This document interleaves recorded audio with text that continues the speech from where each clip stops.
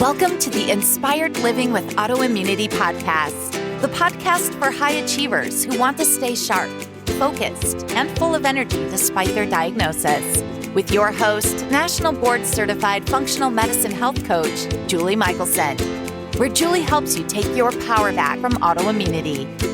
And now here's your host, Julie Michelson.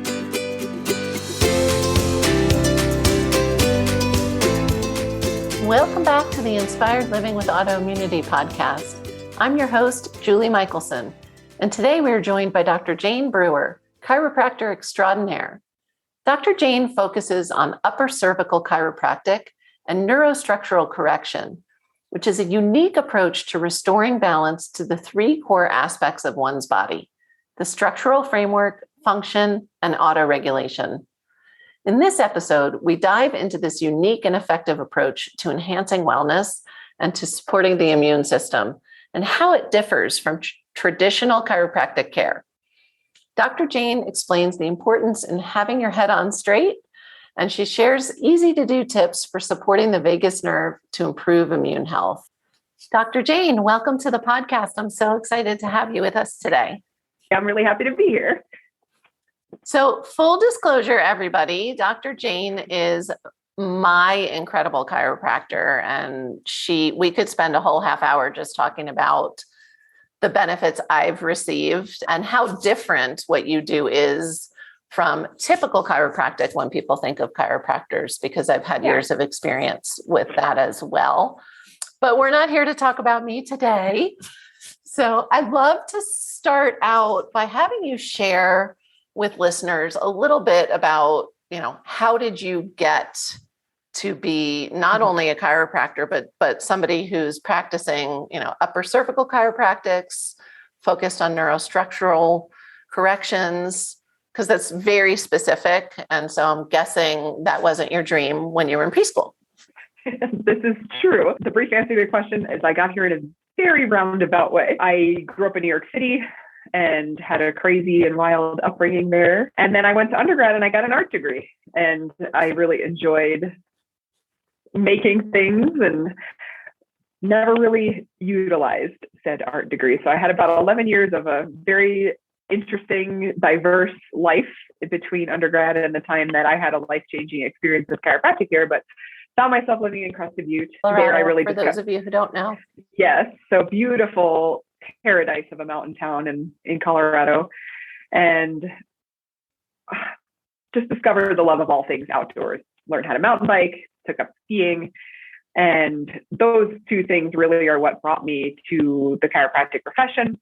I was probably in my mid to late 20s at that time, and still in that window where you think your body is pretty invincible, but I was beating it up pretty badly. And a friend of mine suggested to go see a chiropractor in town. To give your listeners an idea, Crested Butte's a town at that time, about 20 years ago, maybe 1,000, 1,200 year-round residents, a pretty small town.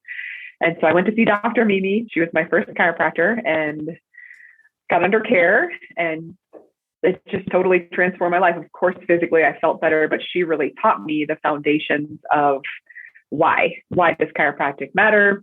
Why care for your spine? It houses your central nervous system, arguably the most important thing we've got because it controls the rest of everything else.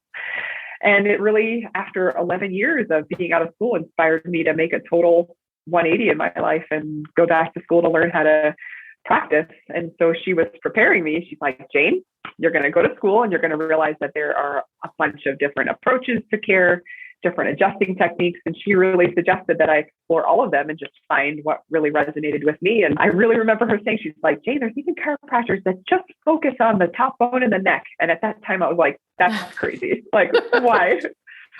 And here we are. I am the chiropractor that focuses on the top bone and the neck. And it really is the structural foundation of the whole spine. It holds our head up. Our head is our world. It holds our brain. And just, focusing and really owning and understanding that area has helped me be the facilitator to help people see really amazing changes in their lives and their health.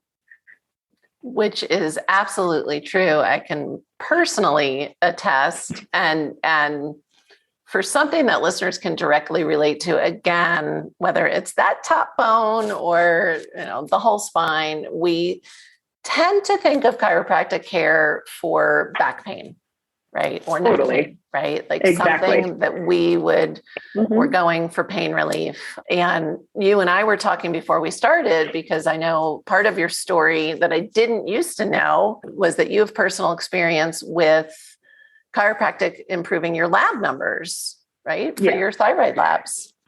Exactly. So, and this wasn't anything I was expecting. I got under care.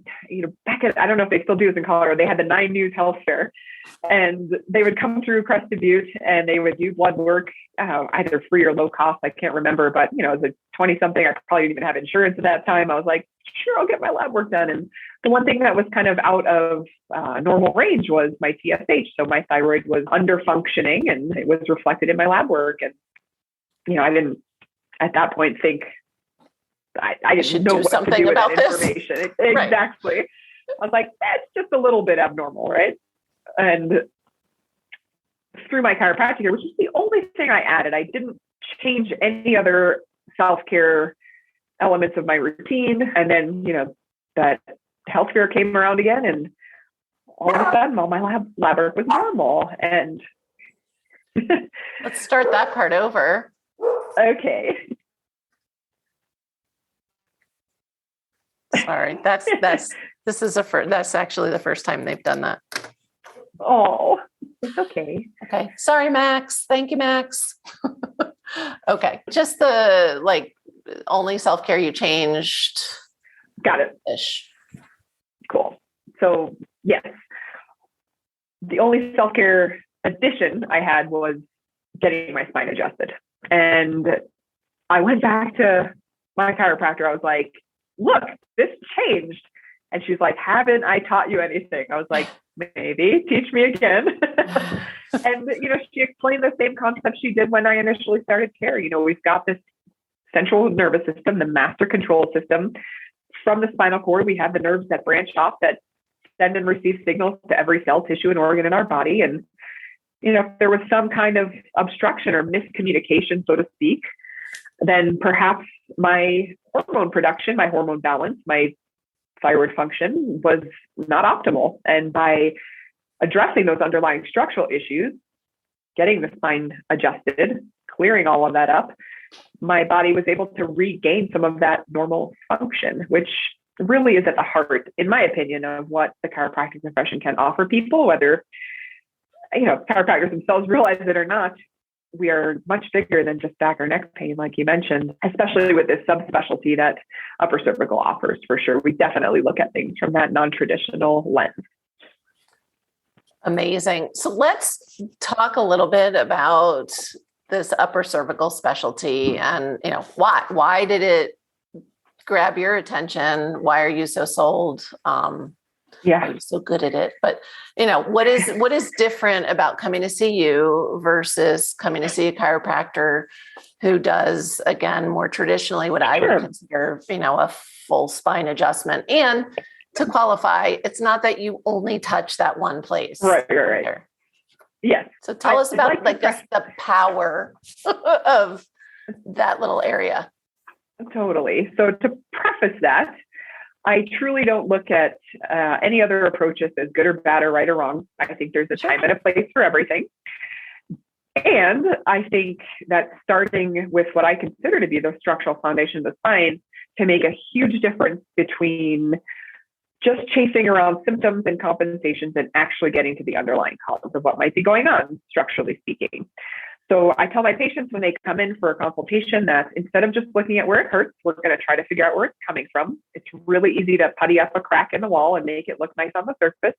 Sometimes it's a little harder to figure out where that's coming from, but the reward in actually getting to the bottom of what's going on is being able to make those repairs, so to speak, so that we create the conditions for a longer lasting change. And I love my patients. I do not want to see them in my office twice a week for the rest of their lives. I want to help people along the way to reestablish as much strength and stability in their spine as we can, and work to protect those gains so that over time their bodies do get stronger and stronger. I think that's a little bit different than what would be considered that more traditional chiropractic approach, where perhaps, chiropractors are just kind of addressing symptomatically what's going on, maybe relieving some muscle tension, restoring a bit of range of motion. But I really prefer to take kind of that 10,000 foot view, that bird's eye view. It's all interconnected. Really try to address where it's coming from. We screen every single one of our patients, whether they come in with neck pain or pain in their little toe, for a shift at the atlas, that uppermost first segment in the neck, because it because it has such a big impact on what's going on. It's okay. His puppy's barking.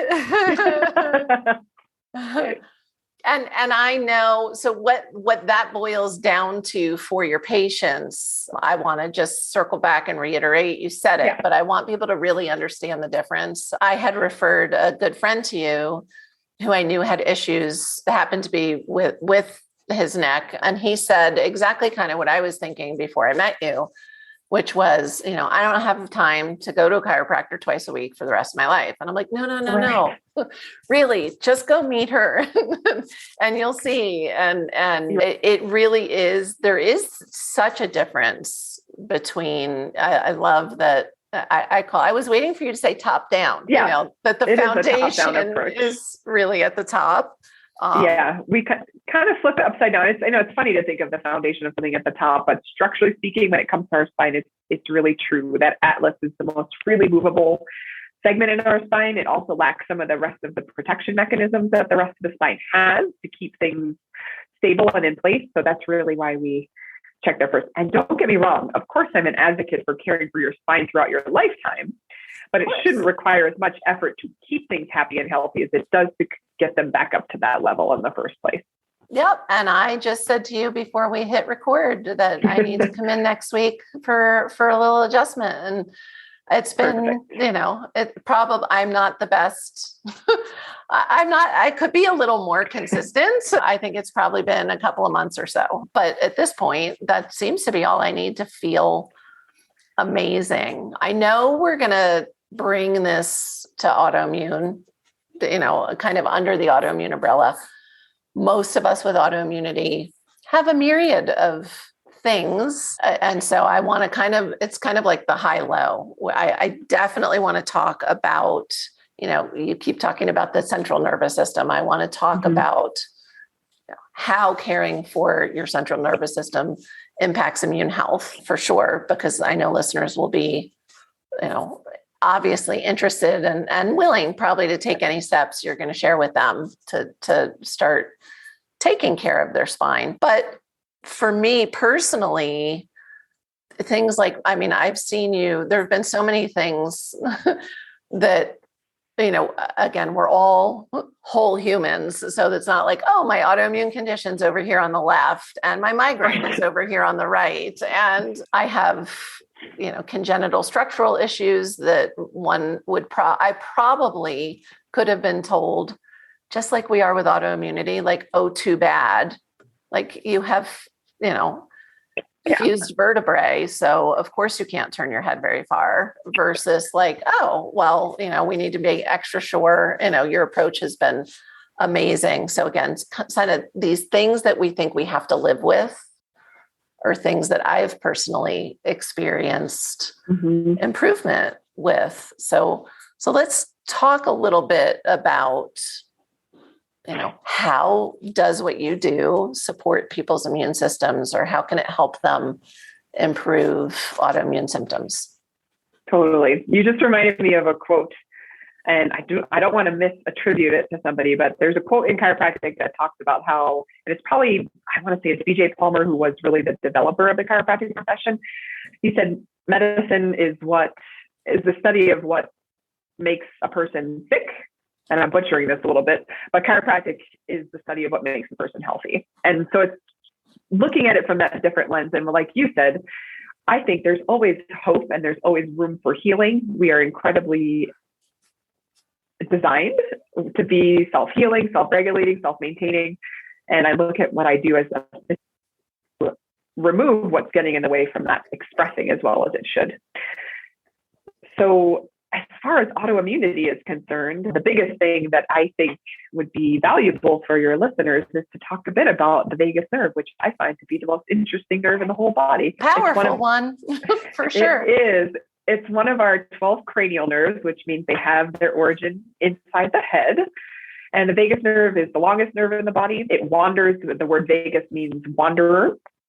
And it connects a lot of our vital organs. And so when there's an issue with the communication over that nerve, it can really have a whole host of secondary effects. It can affect our digestion. It can affect our heart rate. It can affect our respiration.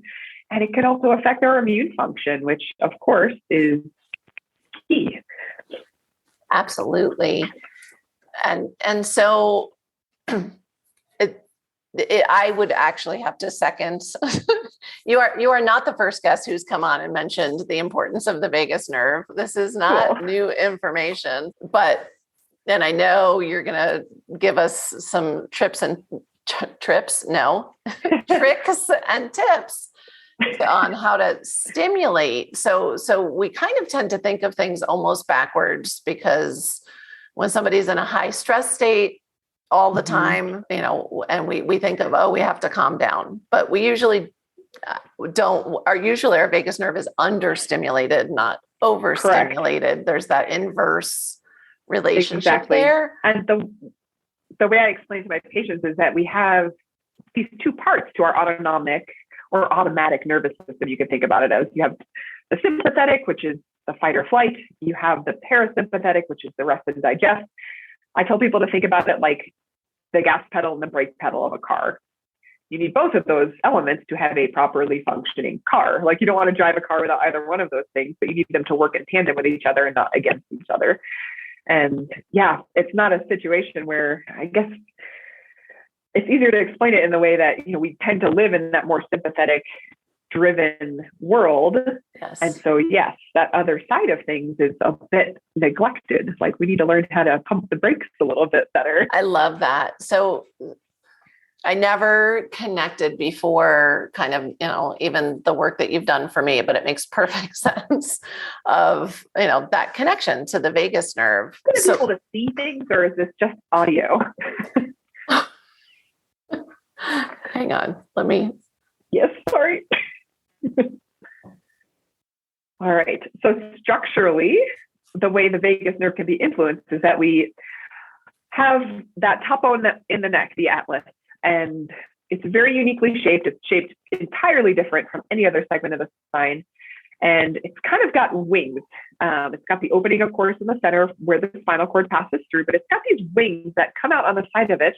And when we have a misalignment of this vertebra, the vagus nerve runs just in front of one of those wings.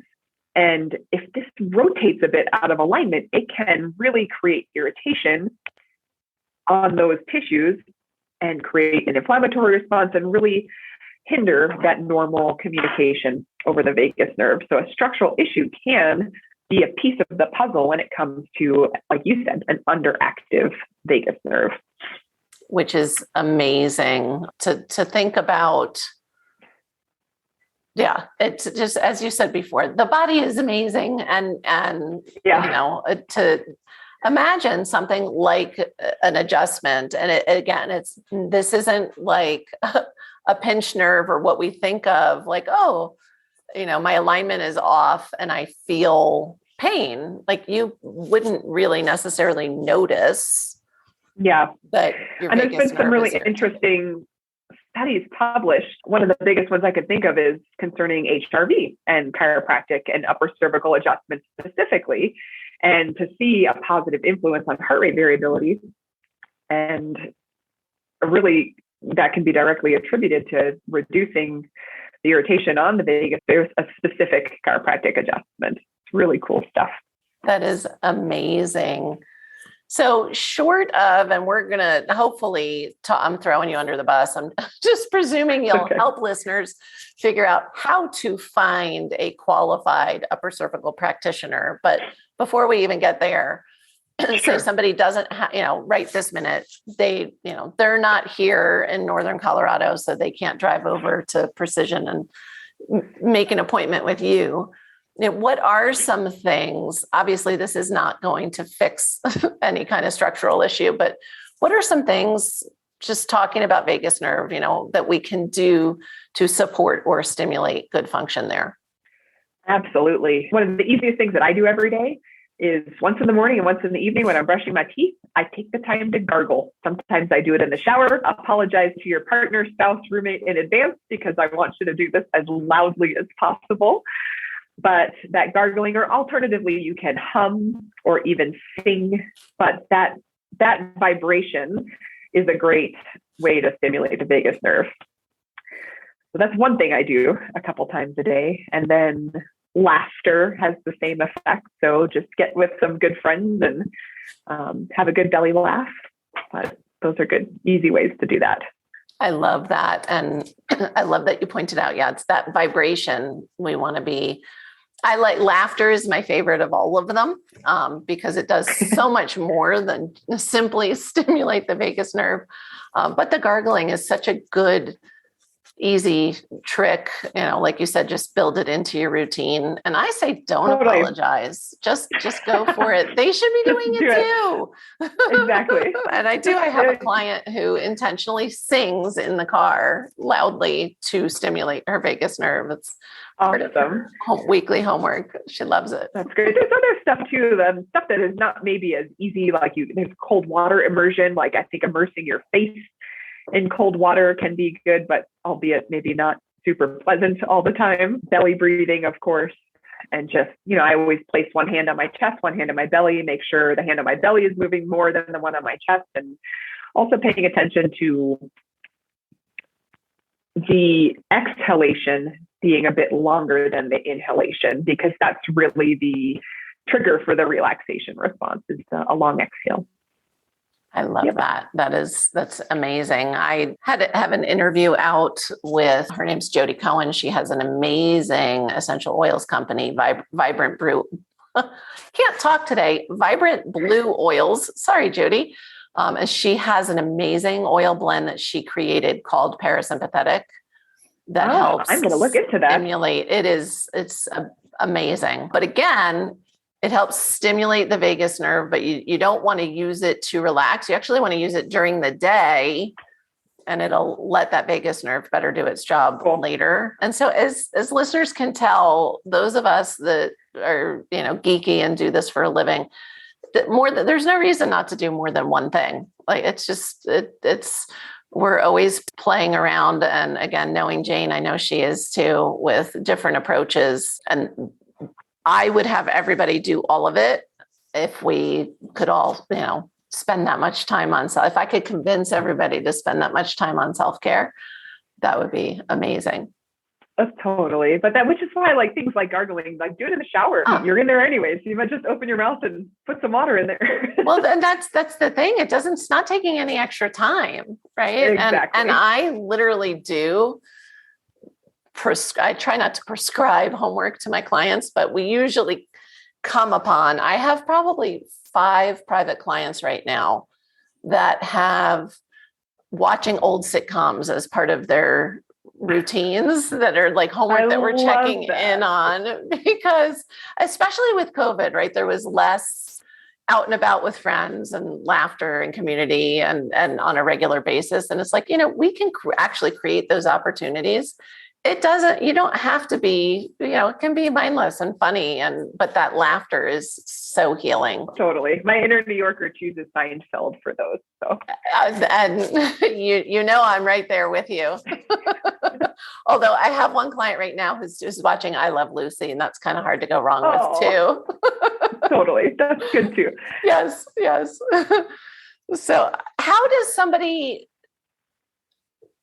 find, I guess it's hard because I'm like, well, who should be looking? Everybody, I think, just because everybody that I know that I've sent to you has, just feels better, whatever that looks like. But what would be something that you would recommend? Obviously, anybody listening, if they're diagnosed with an autoimmune condition or they have a loved one who is that in your book cause to find somebody to help them with their spine?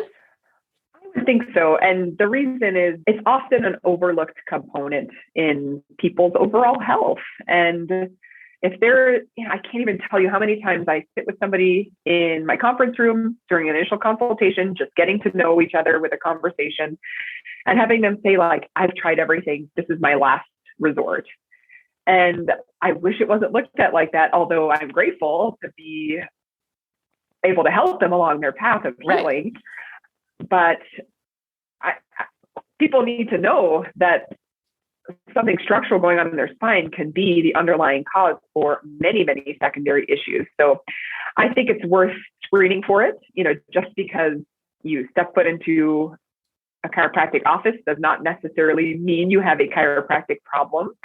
But I would say that, anyone experiencing autoimmunity, especially if you have any kind of history of accident or injury, and sometimes you can think back decades, and it takes many years for these disease processes to develop. And so sometimes people remember, yes, 20 years ago, I backed into a lamppost and it kind of made my neck feel a little sore. I didn't think anything of it at the time, but then here we are a couple decades down the road, and it's created this degenerative process that is now contributing to other issues. So I don't know if that answered your question whatsoever. It did. It did. And I'm going to segue because 2.5 years ago, as I'm sure you remember, I experienced a head injury. And I didn't work for 3 months. It was a significant head injury. It was not my first head injury. It was after years of many growing up as a competitive equestrian and riding as a not young equestrian as well. But this one was really significant. And had I known then, I would have done the same thing back then. But this was so significant that I couldn't drive. And I didn't leave my house for probably 2 months, except to have somebody drive me to come see you a few times a week. I mean, it was made such a difference. And I know head injuries are cumulative and there's all kinds of other things, but treating that one so consistently, it's like, I feel like I have to worry almost less about that one than the ones years ago that I didn't take care of at the time, but that you've helped me since, correct anything that I was feeling residually from those as well. Yeah. Your body wants your head to be on straight. Your brain wants your head to be on straight.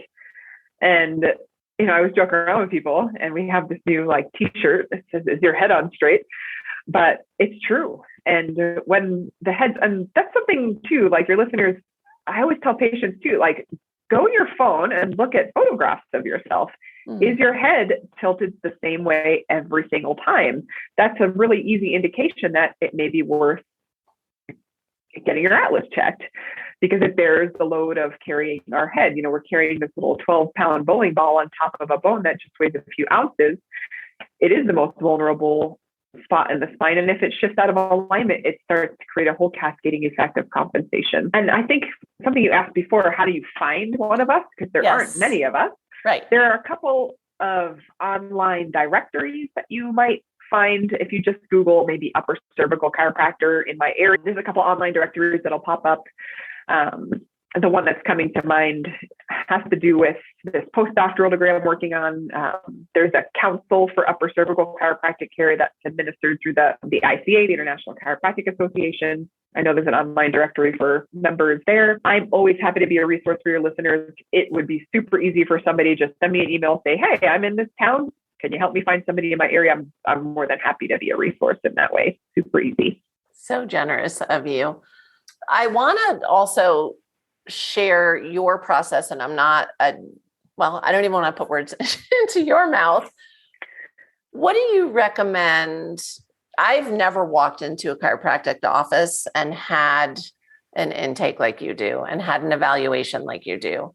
I'm guessing, since that's how you do it, you think that you value that process and you think it's the best way. But what should listeners be looking for? Say they find a practitioner and they go to the office. What are the kinds of things that let them know that they're in a place, at least at the level of what you're talking about and what you're doing? That's a great question. So the first thing that I would say, and everyone's going to operate a little bit differently, but most people that I know offer at least some kind of either complimentary or very low cost consultation. In my office, it's the first step to establishing any relationship with a potentially new patient is that I just want to sit down with them, take a thorough health history, understand really well what brings them in, be able to explain our approach to care, because if they've had the more traditional chiropractic approach, they're going to find this to be very different. And just from that place of understanding, see where it makes sense to go from there. The next step would be to make sure that this doctor is going to do a very thorough exam. And we screen things from a structural perspective as well as a neurological perspective. There's many ways to do that. So there may be some variety in the types of tests, but at a minimum, there needs to be some imaging done of the craniocervical junction, so of the atlas, to identify exactly how in that individual that has shifted so that an adjustment can then be customized based on those measurements for that person. So upper cervical care is very much individualized. It's tailored for each patient. I likely will never give the same adjustment twice to two different people in my entire career because we're all built a bit differently. So that, to me, the imaging is really the foundation of any type of upper cervical correction. Beyond that, there's going to be other tools and tests that different practitioners will use. For example, some of the ones we use here is we test grip strength because that gives us a great window into how well the nerves that come from the neck are communicating down the arm and hand. There's also some really cool research concerning grip strength and longevity and our ability to kind of fend off diseases as we age. So some neat stuff there, and it's cool to see that improve as people heal. We also look at weight distribution and see how the body is compensating. We test range of motion digitally of the neck, and we do basic cranial nerve screening. There's a lot of different ways to cook an egg, but at a minimum, you should be at least in a place where they're going to take the time to understand what's bringing you in and to have a very thorough intake process that involves some kind of imaging. The standard has often been X-ray, but now a lot of the upper cervical world is kind of dipping their toe into CBCT or cone beam CT, similar to kind of the panoramic images that a dentist would take of the teeth. There's some really neat 3D imaging coming out that, if anyone's out there is looking to buy me a, $150,000 birthday present, that would be great. So we won't be seeing that at Precision next week. Not next week, but it's a top priority. I think it'll just take our ability to care for people to the next level. But there's some really cool stuff happening in the imaging world, but either X-ray, CBCT, but some way to really put our eyeballs on exactly what's happened. Just like we're not symmetrical on the outside, we're not symmetrical on the inside. So oftentimes, of course, chiropractors rely a lot on the sensitivity of our hands to feel what's going on in the spine. There's never going to be anything symmetrical. So we need to confirm what we're feeling with what we actually can see on those images. Thank you for sharing that, because I when I started my process with you, I think for me, I'm a show me kind of person. So first of all, I don't know how anyone, even with hands, would know what's going on with the atlas. But on the other side, as a patient, to then sit down with you and look at my pictures and see and then put the pieces together oh, wow, that makes so much sense. I've always been whatever it is, uneven in this way, and it's can be, I'm sure not everybody is as exciting as me, but the x-rays were really dramatic. And one of the most fun parts was I've had my spine x-rayed before. I have, again, back to the equestrian sports, I have fractured my back. I have, I've had arthritis in my back. I've had other issues and x-rays, and nobody had ever mentioned to me throughout my life that my C2 and C3 were just one bone. And it was oh, wow, that explains a lot too. Yeah. But to see the wonky angle of my atlas it just gave me on the other side of it, okay, now I know what she's working to correct. Right. And I'm a visual person, so that was helpful for me. Too. Yeah. Yeah. Which is why, for all you listeners out there, I had to ask Julie if this was a video or an audio, because I would like to use a lot of tools to kind of demonstrate so people can see what I'm talking about. And for references, people, just so listeners know, one of the other differences I find in how you practice is you are referencing those records when you adjust. So Jane is a science geek, and it is like mathematical. She's so it's not, like you said, yes, you're always going to use your hands, but this is so much more than that. So it's a whole different art. It's an art. It is. And it's, I kind of geek out on it. Like you said, it's understanding physics. It's understanding levers and wedges and how things move together. The biomechanics of the spine are incredible. And I think once you kind of understand that can run in the background, and, using image guided adjusting and some of the tools that we use a very precisely calibrated instrument to make these corrections. And because it's so precise and because the adjustment's designed for that person, it does not require a great deal of force to accomplish those results. In fact, some people, after they're used to having those more traditional, like twisting, popping, cracking, more forceful type adjustments, this can actually seem quite underwhelming. But I always remind people, me. I was like, really? That's it? I know. But we're trying to move things millimeters. We don't need to move them miles, but we need to know exactly which way to move things so that it actually corrects the problem instead of making it worse. And it's something you said before reminded me as well. I think as much as knowing when to adjust and where to adjust is important, I think the opposite is true too. Knowing where not to adjust and when not to adjust is equally as important. We're after stability for the people that we take care of. And, if you come in and your atlas is holding, the worst thing I could do is go in there and fuss around with it because, the age old saying, if it ain't broke, don't fix it. Like, we need to know when things are in place and when to leave them be so that your body can continue on that uninterrupted path of healing. And so that's another piece I want to share with listeners that I find really unique. Every time I go see you, you're checking how that atlas is before you're adjusting anything, because maybe I don't need it adjusted, and which is actually often the case because your treatment approach really does allow things to hold. And so I find that to be really unique too. It's not just individualized care, but it's each time a patient comes in, what do they need? Or as you said, what don't they need? It's like I always say, it's not just what you don't eat, it's also what you do eat. That, like, both are important. Totally. Yeah. There is a saying in upper cervical that holding is healing. And it's true. The longer the body can hold those adjustments, the more it can function at that higher level as continuously as possible. Love that.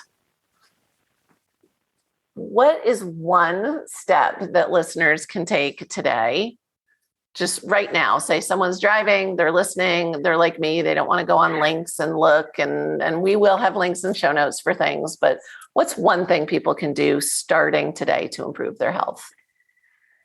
Well, if you're driving in your car, I'd suggest putting on a good tune and humming along. That'll help stimulate that vagus nerve. Hum in the shower, gargle in the shower, like some of the stuff that we talked about earlier.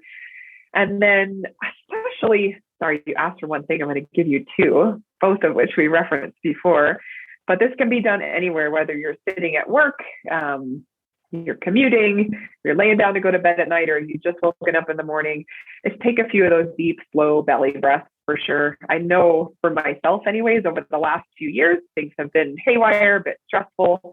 And I've really, when I tune in, I've noticed myself holding my breath and not getting into that normal rhythm of breathing and just bringing it back to the breath, even if it's just for 30 seconds, taking a few nice deep belly breaths. That's something we could do anywhere we are, no matter what. I love that. And you can't overdo it. So I wholeheartedly agree with all of that advice. So stimulate that vagus nerve, get that parasympathetic nervous system working for you. Before we wrap up, I just mentioned all kinds of links are going to be in the show notes. But if somebody, again, is like me and they don't want to go looking, where's the best place to find you? Well, the easiest place to find us would be our website, and it's Precision Chiropractic. We're located in Johnstown, Colorado. So the website is www.precision, chiroco.com. And on there, you'll actually find some great resources, a ton of information. There's a form there if you want to reach out to me if you need help finding a practitioner in your area. I would say that would be the easiest. We also have social media pages, Facebook, Instagram. I can't say I'm the greatest at keeping those updated, but there's also some fun stuff on there as well. Wonderful. Dr. Jane, thank you so much. You've shared some amazing gold with us today. Thank you. I love what I do. It's more than just a job. It's definitely a lifestyle. And it's always my hope that people find something beneficial that they can put in action right away. And I love being a part of the community, and I hope people will look upon me as a resource on their way to getting as healthy as possible. Incredible.